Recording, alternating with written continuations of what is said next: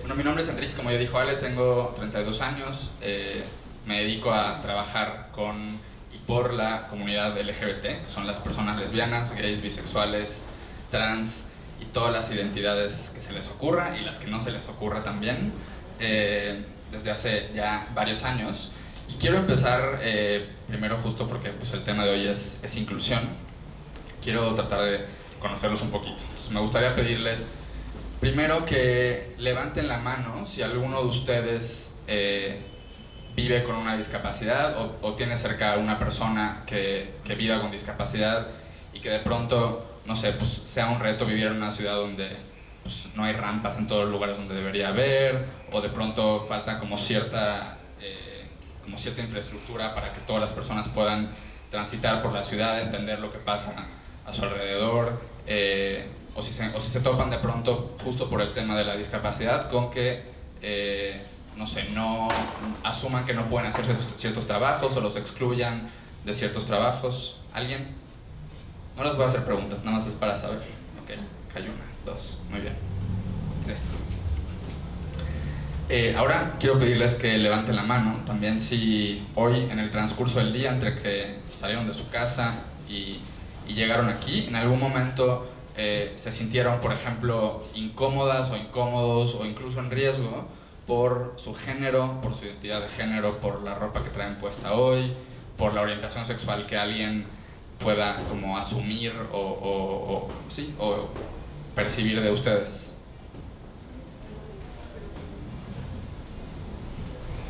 Ok. Y una más, digo, sé que apenas son las 9 y cachito, pero seguro ya checaron sus redes sociales o escucharon algún programa de radio, las noticias, un podcast, vieron publicidad en la calle viniendo para aquí. Quisiera pedirles que levanten la mano si también entre lo que han leído o han oído hoy, en términos de contenidos, de opiniones, de publicidad, se han topado con algo que de pronto refuerce algún prejuicio o algún estereotipo en contra de ustedes o de personas como ustedes, que sientan que se burla de alguna manera, aunque no tenga intención de alguien como ustedes. Ok. Creo que la experiencia de sentirnos excluidos es una cosa que todas y todos hemos experimentado, ¿no? Para algunos es algo más común que para otros, para algunos es tan común que pues, se vuelve algo normal y de pronto ya ni siquiera lo tienes consciente, ¿no? Como que la exclusión se vuelve, o ser una persona o parte de una comunidad excluida, pues se vuelve algo pues, totalmente normal, que así es y ya, ¿no? Este soy yo, de chiquito. Cuando estaba preparando la presentación y era el Día del Niño y todo el mundo comparte sus fotos del Día del Niño, dije, voy a poner esto para contarles algo. Ahí tenía yo creo que como unos 4 años, tal vez 5, y pongo esta foto porque mi historia y a lo que me dedico pues empieza desde que soy muy chico, desde que tengo uso de razón.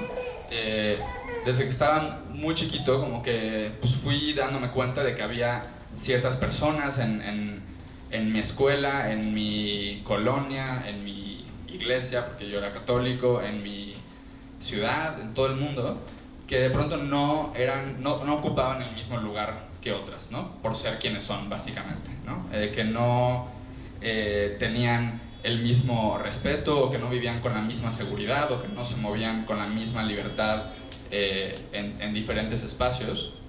Y pues también desde muy chico yo me di cuenta de que era gay y que pues, esa experiencia que yo veía en otros pues también se volvía un poco mi experiencia, ¿no?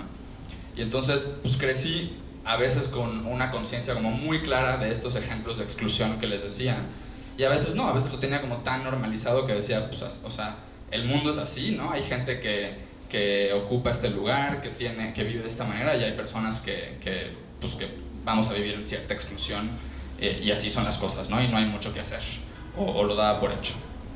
Hasta que se me apareció un día lo que yo llamo el hada del activismo gay, o el hada gay.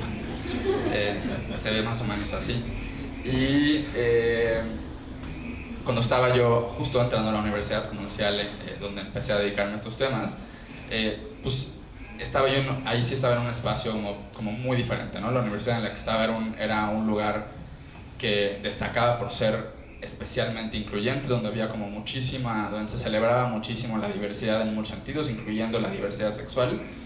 Salí del closet, empecé a involucrarme en temas de derechos humanos y luego más específicamente en derechos LGBT, con el periódico estudiantil de mi universidad, con la estación de radio universitaria que tiene mi universidad, acercándome a organizaciones que trabajaban en estos temas. Y pues fui descubriendo que lo que quería realmente era pues, dedicarme a pues, tratar de ir en contra de esa realidad de exclusión, ¿no? Y trabajar para que pues, todo el mundo pudiera sentirse igual de seguro, igual de libre, igual de respetado, gozar de los mismos derechos, etcétera, sin importar quiénes sean, sin importar qué pareja tengan o qué familia decidan formar, ¿no? Y especialmente en el caso de las personas LGBT, ¿no? Y así fue como empecé a acercarme a organizaciones y a dedicarme a estos temas, ¿no?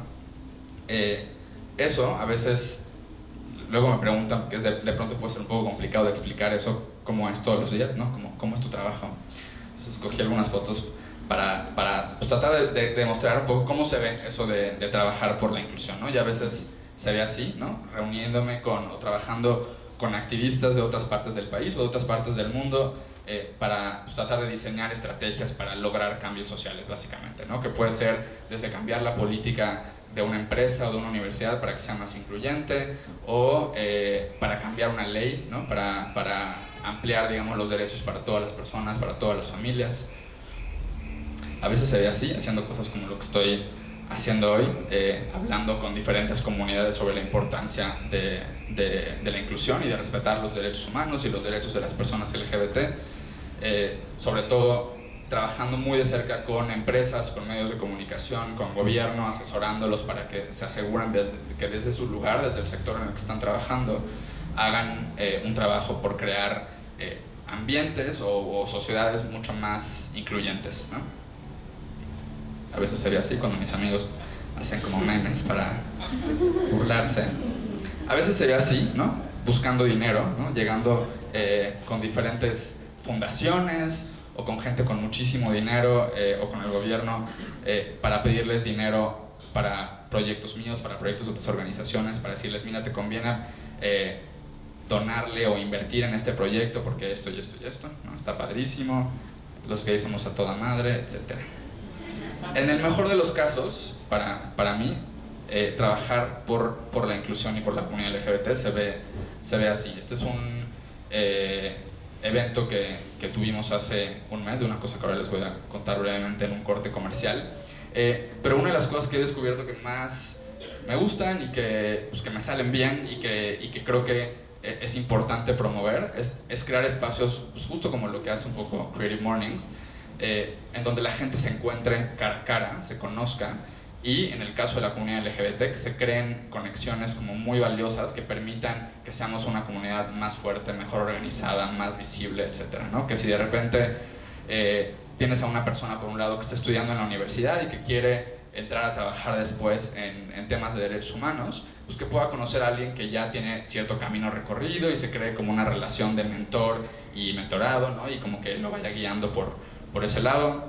Que si de pronto eres una asociación civil que tiene un proyecto increíble y está batallando por encontrar financiamiento para mantener ese proyecto, ¿no? Para ayudar, no sé, a jóvenes LGBT que viven en la calle o personas LGBT que tienen problemas, por ejemplo, para, pues no sé, para encontrar trabajo o que los corrieron de su casa, muchas veces a gente joven. Y de otro lado tienes a una agencia del gobierno o a una fundación o a una empresa que quiera donar dinero pues, para deducir impuestos o porque están muy enamorados de una causa o lo que sea, pues que se encuentren y que digan, mira, pues aquí hay un proyecto y aquí hay alguien que quiera apoyarlo, conózcanse, ¿no? Entre otros ejemplos. Y creo mucho en la importancia de que estas cosas, digo, suceden muy fácilmente en lo digital, ¿no? En internet, en redes sociales, en LinkedIn, o pues de pronto yo mismo hago esas conexiones por mail, ¿no? Así de, pues conozco a esta persona y a esta otra, ustedes deberían de hablar, ¿no? Porque están trabajando más o menos con un objetivo similar, conózcanse. Pero decidí crear un proyecto que permitiera que esto sucediera de una manera frecuente, de una manera recurrente, que sucediera en persona. aquí en la Ciudad de México y más adelante en otras ciudades, ¿no? Entonces lancé hace unas semanas, llevamos como un mes y medio, Colmena 41, que es una organización que tiene como objetivo eso, ¿no? Conectar a personas LGBT y a nuestros aliados también. No es un espacio ni una plataforma cerrada para personas lesbianas, gays, bisexuales, trans. Realmente tiene ese enfoque, pero es abierto a todo mundo. Tenemos un evento una vez al mes, que es gratuito, que se llama Lunes de Colmena 41, y otros proyectos que sirven para promover esta colaboración y para ir fortaleciendo este sentido de comunidad y de inclusión. Si buscan Colmena 41 en todas sus redes sociales o colmena41.com, ahí lo van a encontrar. Y cierro ese corte comercial para ya seguir hablando de la inclusión. Una pregunta más. ¿Quiénes aquí han ido alguna vez a una marcha del orgullo, a un Pride? ¿Aquí en la Ciudad de México o otro lado? ¿Ok? ¿Quiénes nunca, jamás han ido? ¿Ok? Cuando pensaba en el tema de la presentación y revisaba como fotos y cosas que podría incluir, encontré estas, ¿no? Que son fotos de la marcha del orgullo LGBT más reciente, ¿no? De junio de 2018 aquí en Ciudad de México. Tenemos, pues yo creo que de las marchas del orgullo más grandes de Latinoamérica y del mundo.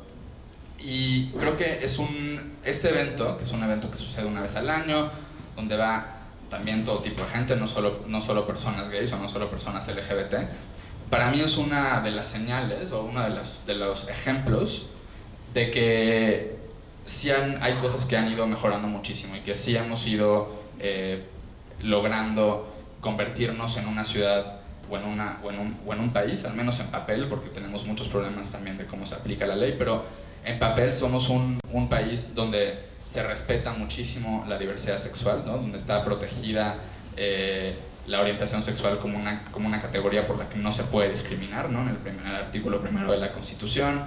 Tenemos una marcha donde van cientos de miles de personas, donde participan grupos de estudiantes, pero también empresas, pero delegaciones de embajadas, empleados de diferentes sectores de trabajo, gente que va con su familia, con sus hijos, con su perro, ¿no?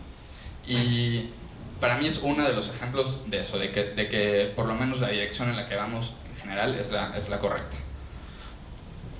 Otro ejemplo para mí de que vivimos en un país, y sobre todo en una ciudad, ¿no? En la Ciudad de México, donde cada vez hay más personas que apuestan por trabajar por la inclusión y preocupadas y por la inclusión y que entienden el valor social, el valor económico, el valor cultural que tiene ser una sociedad incluyente, es la cantidad de organizaciones y de recursos que tenemos para trabajar y para abrir espacios de inclusión, ¿no? Desde organizaciones de la sociedad civil que trabajan para, por ejemplo, como Gimel, para crear, para abrir el tema de la diversidad en la comunidad judía, o como It Gets Better México, que trabaja para comunicarle a adolescentes y a jóvenes LGBT un mensaje de esperanza, ¿no? El Pride Connection, que es una red de empresas que tienen buenas prácticas de inclusión y que se comparten esas buenas prácticas, no se pasan tips de, pues mira, aquí en Google nos funcionó esto y aquí en Aeroméxico decidimos hacer esta campaña o cambiar esta política o ampliar estas prestaciones para nuestros empleados LGBT, porque hemos ido entendiendo que eso es algo que nos conviene y que genera un lugar de trabajo más amable, más incluyente, más próspero, etc. Hasta instituciones del gobierno como el Consejo para Prevenir la Discriminación en la Ciudad de México, el Consejo Nacional para Prevenir la Discriminación, que son instituciones que existen con el objetivo de que si alguien tuvo algún tipo o vivió algún tipo de discriminación, ¿no? Si en un lugar público, en su trabajo, en el transporte, puedan ir a poner una queja, una denuncia, y esa institución pues hace una investigación y revisa si hubo o no discriminación, y hay diferentes como resultados o sanciones que pueden hacer para la institución o para la empresa que haya discriminado, ¿no? Entonces, digamos que, o sea, si algo, o sea, esos ejemplos que yo les ponía hoy en la mañana, ¿no? No hoy en la mañana, perdón, al principio de la plática, en general, si algo, no sé, si yo viniendo para acá que traía, perdón, gracias, esta bolsita de arcoiris muy linda, colgada. No me pasó, pero si alguien, pues no sé, me grita puto porque traigo una bolsa de arcoiris o alguna cosa por el estilo, o aquí en la entrada, que seguramente aquí no sucedería porque además tienen su placa de no discriminación aquí en Celina, pero no sé, alguien del personal me dijera como, pues, no sé, así, pues no puedes andar con eso porque es propaganda gay o algo así, como sucede en otras partes del mundo, pues yo puedo, digamos, tengo como por lo menos un buen catálogo de herramientas o de recursos a los que puedo acudir para tomar cartas en el asunto, ¿no? Para tomar una acción. Por otro lado, pues seguimos siendo también un país con muchísimos retos en términos de inclusión y de no discriminación, ¿no? Y escogí, no quiero, porque es muy temprano, no quiero marearlos con muchísimos datos y gráficas ni nada, pero escogí algunos datos que me parecen muy reveladores de digamos, cuál es la realidad hoy, como una fotografía actual de México, que no es muy distinta a otros países, por lo menos en esta región, ¿no? Por lo menos en el continente americano, de cómo están las cosas en términos de inclusión de las personas LGBT. En México, 46% de las personas ha sufrido discriminación en el trabajo por su orientación sexual o por su identidad de género, incluso por la orientación sexual que perciben de esa persona. O sea, no necesariamente, o sea, hay muchos casos de discriminación de gente que ni siquiera es gay o lesbiana o bisexual o trans, pero hay algo en su forma, pues no sé, de hablar o de moverse, o las opiniones que tiene o las ideas que expresa, que hacen que otras personas asuman cierta orientación sexual y que eso se vuelva una causa de discriminación. 30% de las personas LGBT en México han vivido algún tipo de discriminación en su familia, en la escuela, en el transporte, en la calle, en los hospitales, en servicios de salud, en restaurantes, es decir, pues en todos los ámbitos, ¿no? Donde nos movemos todos los días. Y me parece muy importante destacar eso, o sea, la familia que pues en general tendría que ser y en general es un espacio donde pues encuentras seguridad, donde encuentras apoyo, donde encuentras amor, donde encuentras aceptación. Muchas veces es el primer espacio donde la gente enfrenta discriminación, ¿no? 40% de los estudiantes LGBT en México han considerado el suicidio, y esto es una cifra muy dispar. Desafortunadamente no traigo el número para compararlo, pero en comparación a sus pares heterosexuales es una cifra totalmente disparada, ¿no? O sea, el hecho de tener una orientación sexual o una identidad de género que no es la más común es una causa muy pesada para que adolescentes y jóvenes consideren o intenten o lleven a cabo suicidio, ¿no? Y 3 datos más. En México también, 26% de los estudiantes LGBT han faltado al menos un día a clases por sentirse inseguros o acosados o incómodos en su escuela por su orientación sexual o por su identidad de género, ¿no? Uno de los temas, o una de las razones por las que la inclusión se ha vuelto una cosa que de pronto se puso de moda y que hay muchas instituciones que le están apostando, es porque hemos entendido y ha habido suficiente investigación para tener estos datos duros, que la inclusión, o más bien que la exclusión es una cosa que nos cuesta como sociedad, que le cuesta a los gobiernos, que le cuesta a las empresas. Este es un ejemplo, ¿no? O sea, que digo, seguramente todos tuvimos días de no quiero ir a la escuela porque qué flojera, o porque, no sé, no hice la tarea, o no sé, cualquier cosa, ¿no? Pero que no quieras ir porque te sientes inseguro, porque es el lugar donde pasas 5, 6, 7 horas al día, te parece que no es un lugar seguro para ti por ser quien eres, pues es una razón de preocupación, ¿no? Este dato sale de una encuesta a estudiantes LGBT de todo el país, que también habla de deserción escolar y de otros temas que están vinculados con la exclusión. Entre 30 y 40% de mexicanos, el 30% son mujeres, el 40% son hombres, dicen que no le rentarían un cuarto a una persona trans, o que no compartirían su casa con una persona trans. Y este dato, que me parece pues súper preocupante, también lo escogí porque de pronto creo que a lo mejor no todos o muchos no conocemos o no conocen a una persona trans, ¿no? Y lo que sabemos de una persona trans es lo que vemos a lo mejor en series o en películas, o las hemos visto en la calle, o no sé, lo que lees sobre ellos en medios de comunicación.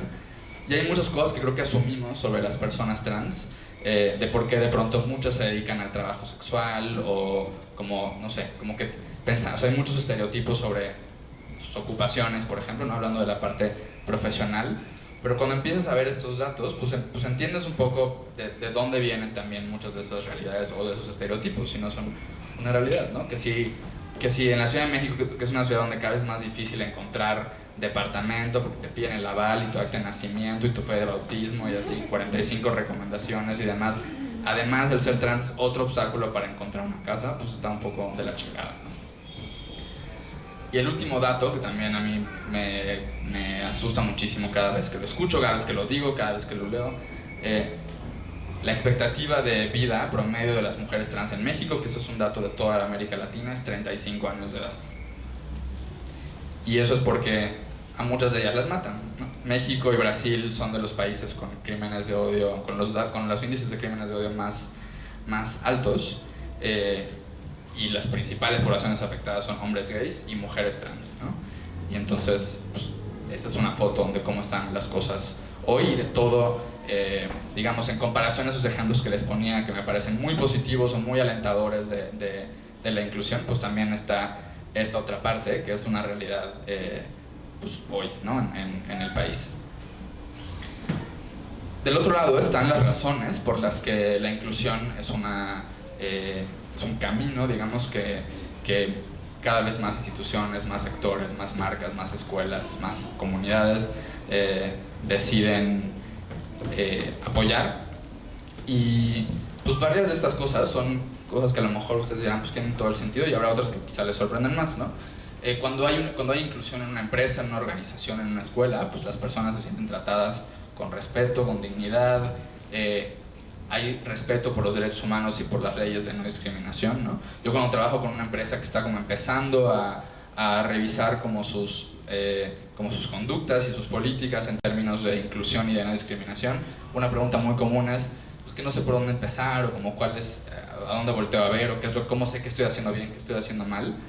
Pues en México, por eso les decía que en papel las cosas están bastante bien, pues en México tenemos como varios instrumentos, ¿no? Desde el artículo primero en la Constitución que habla de que está prohibida la discriminación por orientación sexual, hasta la ley en contra de la discriminación, para prevenir y erradicar la discriminación. Digamos, hay muchas herramientas legales que te dicen esto es lo que tienes que hacer y esto es lo que no puedes hacer, y no hay mucho más que buscarle, ¿no? Que eso luego no se traduzca en la realidad o no se respete es otra cosa, pero en general ahí tenemos como un manual que es como un muy buen primer paso. Algo muy importante para que haya inclusión en diferentes ambientes o organizaciones es que sea un valor que se promueve desde arriba, ¿no? Que se promueva desde el rector de la universidad, desde el director de la empresa, desde el, no sé, digamos, piensen en sus contextos particulares. Tendría que ser un valor que se promueve desde arriba, ¿no? Porque si todos aquí estamos como muy conscientes de que el acoso está mal, o pues no sé, estamos en una oficina donde en general no se hacen chistes misóginos o sexistas o homofóbicos, pero el jefe de ese lugar pues no comparte esa visión, no comparte esos valores, pues va a ser muy difícil que la inclusión se vuelva un valor que permanezca en ese lugar más allá de los empleados o los estudiantes o los miembros de esa comunidad, ¿no? Y por último, que esa es la razón número uno por la que la inclusión se ha vuelto un asunto tan importante y tan valioso para muchas empresas, para muchas organizaciones, es que los que hemos, digamos, estudiado el tema de la inclusión y el cambio que genera en diferentes ambientes, pues hemos entendido que la inclusión saca lo mejor de un equipo de personas y saca lo mejor de una persona, ¿no? En una empresa donde el hecho de que yo sea gay o lesbiana o bisexual o trans o mujer o una persona con discapacidad o lo que sea, y me respetan y no hay un trato diferenciado por esa razón o no me discriminan por esa razón, donde en el caso de las personas LGBT yo siento absoluta libertad de, no sé, llevar a mi pareja a eventos de la empresa o de hablar como en la oficina sobre cosas que tienen que ver con mi vida personal, ¿no? Porque además pues, pasamos muchas horas en la oficina, desarrollamos relaciones personales con la gente como del cubículo de al lado y demás. Entonces pues hablamos de nuestra vida personal, ¿no? Entonces cuando uno trabaja en un ambiente así, pues entonces toda tu energía está dedicada a ser bien tu trabajo, desarrollas como un sentido de identidad o de lealtad con ese lugar, ¿no? Te ves a ti mismo haciendo carrera en ese lugar, no estás buscando a la primera poder irte, al menos si estás evaluando esas decisiones en términos de aceptación y de inclusión y de cómo te la pasas en ese lugar, ¿no?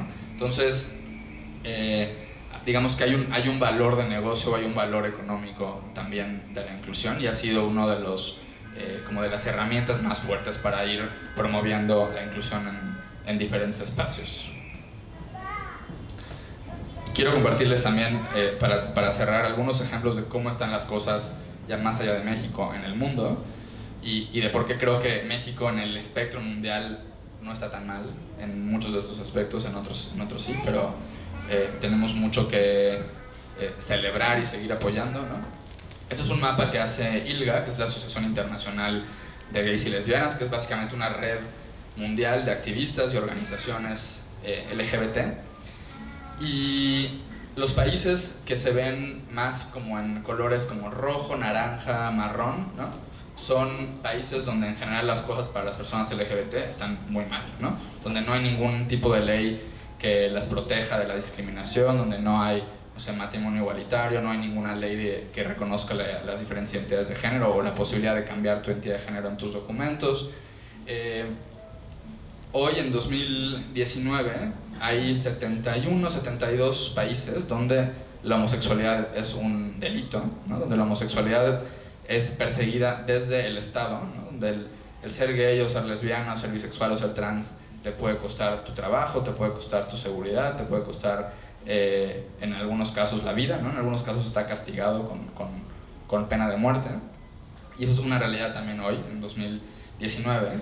Y cuando, digamos, creo que me importa mucho como compartir esta información también, porque creo que una de las cosas más importantes de tener en cuenta cuando hablamos de inclusión, de derechos humanos, de respeto a la diversidad sexual y demás, es que muchos de esos avances son de alguna manera como avances muy frágiles, ¿no? O sea, estamos en el mismo planeta, estamos conviviendo países donde las cosas han avanzado muchísimo con países donde te pueden matar por tu orientación sexual, ¿no?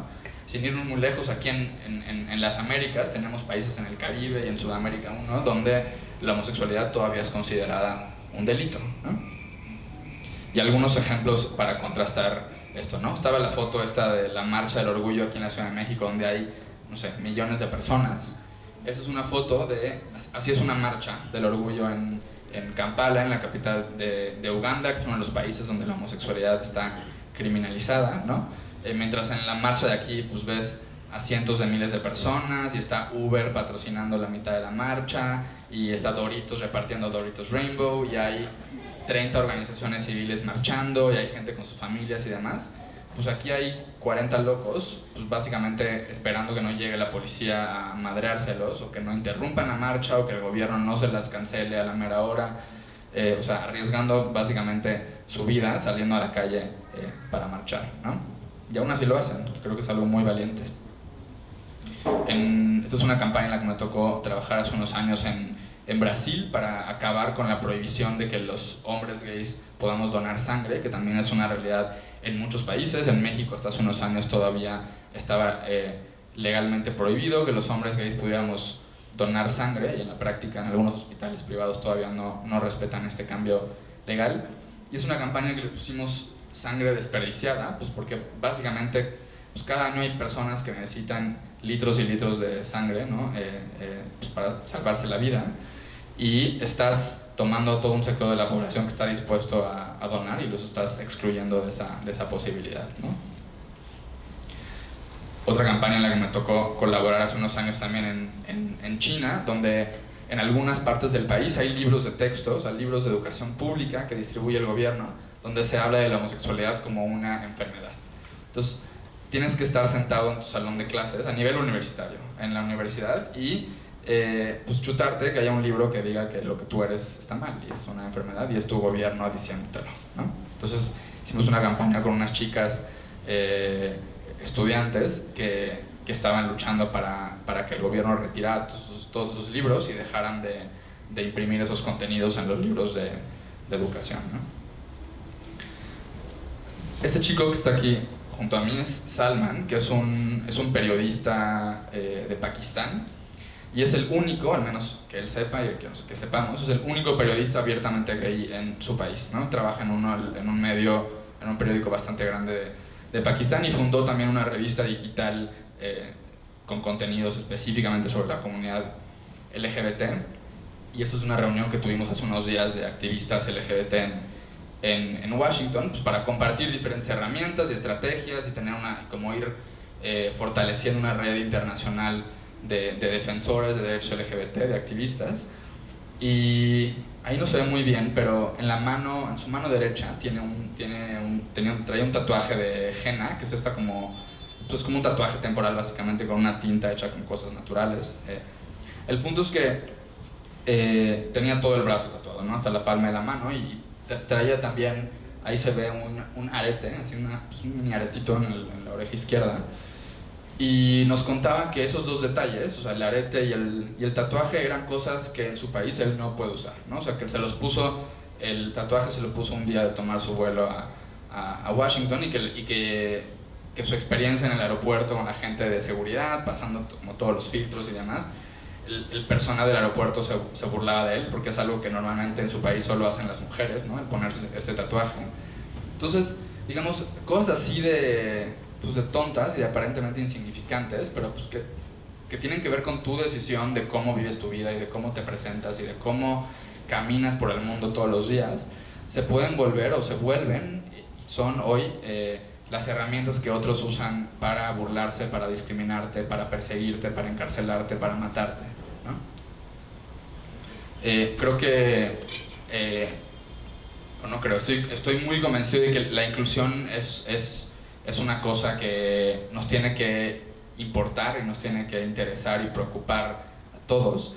El vivir en una sociedad o en un mundo o en un país o en una ciudad más incluyente, trabajar en una organización o en una empresa más incluyente, el estudiar en una escuela más incluyente, es algo que nos conviene y que nos beneficia a todos, y por eso creo que es un trabajo en el que necesitamos cada vez más manos. Muchas gracias.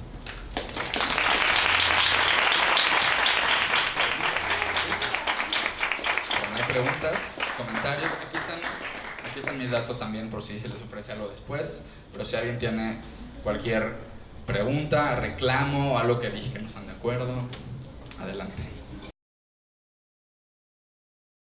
Me gustaría saber cómo te fuiste acercando, o sea, bueno, si trabajas con más gente o si eres nada más consultor independiente, y cómo te has ido acercando a las organizaciones con las que trabajas, ¿no? Okay. O sea, de empresas privadas, etc. Okay.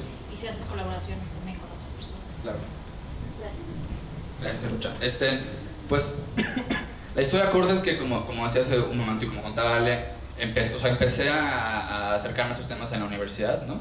Primero, pues, como a leer muchísimo de lo que ya había aquí en México y en otras partes del mundo.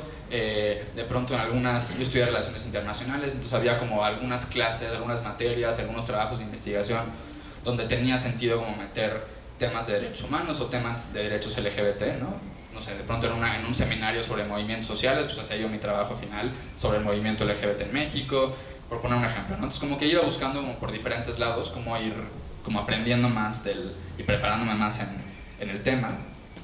Después tuve una etapa de trabajar en cualquier cosa, pero por otro lado era voluntario o hacía prácticas profesionales que la mayoría no son pagadas o son pagadas como muy poquito, con organizaciones de derechos humanos o con organizaciones LGBT.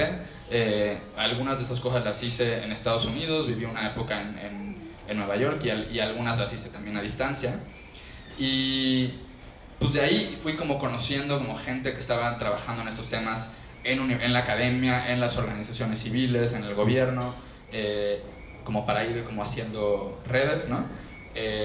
Eventualmente entré a trabajar, estuve como 4 o 5 años trabajando ya de tiempo completo desde México, con organizaciones internacionales que se dedican específicamente a temas LGBT, hasta diciembre, que renuncié y empecé Colmena 41. Y también, digamos que para el tema de las empresas, por ejemplo, ahora ya hay varias personas que hacen ese trabajo como de consultoría y de asesoría sobre diversidad e inclusión a las empresas, pero hace menos de, no sé, 8 años no había tanta gente. Y pues digamos que por conocer a alguien que conocía a alguien que trabajaba ahí, o por, no sé, de pronto colaboro mucho con medios de comunicación, entonces de pronto alguien leía un artículo que escribí o escuchaba una entrevista que di en un programa de radio o algo así y me buscaban para decir, oye, necesitamos o queremos que venga alguien a hablar sobre estos temas, parece que tú lo sabes, ¿no? La primera vez que fui a una empresa, las primeras 2 o 3 veces que fui a empresas a hablar o a dar talleres o asesoría, me sentía absolutamente perdido, ¿no? Porque, o sea, como que como aterrizar ciertos términos y cierto lenguaje como a un, pues sí, como un lenguaje más del sector privado y demás, o sea, pues yo no estaba nada acostumbrado, ¿no? Yo estaba acostumbrado a hablar con activistas y con organizaciones, que luego tenemos como un lenguaje muy técnico y somos como mucho más intensos. Y más o menos así es como fue sucediendo, ¿no? Ahora con Colmena 41, justo como nuestro propósito es crear y fortalecer y hacer más visible y más poderosa a la comunidad LGBT y a nuestros aliados, todo nuestro trabajo va de colaborar con otras personas, ¿no? Este evento que tenemos una vez al mes, la mitad del evento es un panel donde hay un tema diferente cada mes y tenemos speakers LGBT y también no LGBT hablando sobre el tema del evento, y el resto del evento es un espacio para conocerte, para hacer networking. Hay gente que va para ser amigos o para ligar o para buscar trabajo o para conocer a alguien que pueda ser su mentor o son fans de uno de los speakers. Hay como muchos motivos para ir, pero sí hacemos muchas colaboraciones. Diego. Hola. A mí me gustaría saber tu opinión con respecto a la discriminación por parte de la misma comunidad LGBT hacia la comunidad y hacia personas fuera de la comunidad. O sea, como por ejemplo, yo soy gay y he sufrido discriminación e incluso acoso por parte de la misma comunidad. Y por ponerte un ejemplo, hace un tiempo leí una nota que me llamó mucho la atención, que decía que la actriz Scarlett Johansson quería participar en interpretar un papel en una película de una mujer trans, y la misma comunidad la rechazó diciendo que como ella no era una mujer trans, entonces no tenía derecho ella a interpretar el papel y que solamente una mujer trans podría interpretar ese papel. Y no sé, a mí me pareció muy interesante ese punto de vista. Leí incluso comentarios diciendo que estaba ella buscando protagonismo, agarrándose o colgándose de la misma comunidad, y que la comunidad ha estado buscando identidad y todo eso, y que ella estaba robándose esa identidad siendo ella heterosexual y cisgénero. Entonces me gustaría saber como tu opinión con respecto a todo eso. Claro, gracias, Diego.